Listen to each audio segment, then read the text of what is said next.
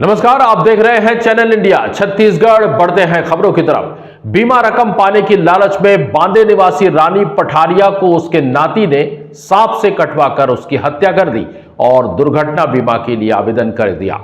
अतिरिक्त पुलिस अधीक्षक प्रशांत शुक्ला ने बताया कि नाती आकाश पठारिया तथा बीमा एजेंट तारक देवनाथ ने हत्या की साजिश रची थी और इसमें सपेरा पप्पूराम नेताम को शामिल कर लिया, मगर शिकायत दर्ज होने पर जांच में इस घृणित हत्याकांड का खुलासा हुआ। इस बारे में पत्रकारों को और ज्यादा जानकारी देते हुए अतिरिक्त पुलिस अधीक्षक पखांजूर के प्रशांत शुक्ला ने ये बातें कही। इसमें अभी 3 आरोपी गिरफ्तार हुए हैं। आकाश पठारिया, बीमा एजेंट तारक देवनाथ और सपेरा पप्पूराम नेताम। क्या है पूरा मामला सर?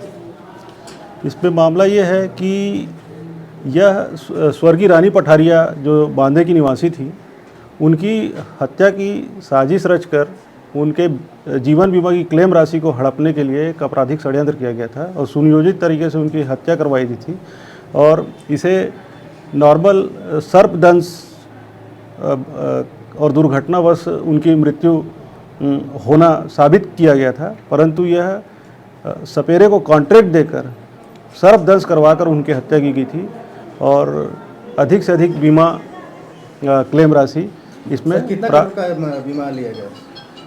इन्हें 50 लाख रुपए की एक्सीडेंटल जीवन बीमा पॉलिसी ली गई थी, जिसका वार्षिक प्रीमियम 3 लाख रुपए के लगभग था और इसमें एक ही पॉलिसी का प्रीमियम पटाया गया था।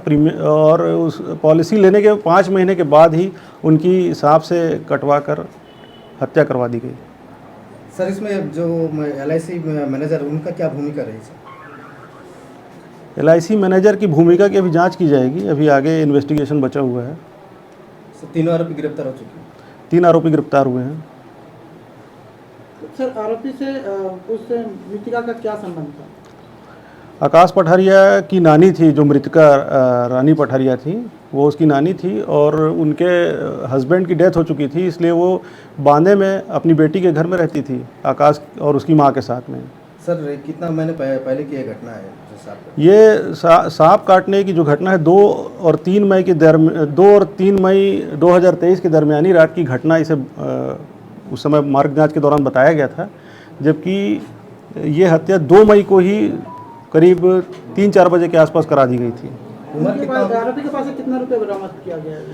आरोपी के उसका कब्जे से, उसके घर से उसकी हत्या में प्रयुक्त की गई बाइक और उसकी ज्वेलरी, उसका मोबाइल, ये जब्त किया गया और उसने किराए का जो वाहन यूज़ किया था स्कॉर्पियो, उसे भी जब्त किया गया है और 10 लाख रुपए जिसने उस उधार के रूप में सूद के लिए दिया था, उससे 10 लाख रुपए जब्त किया है।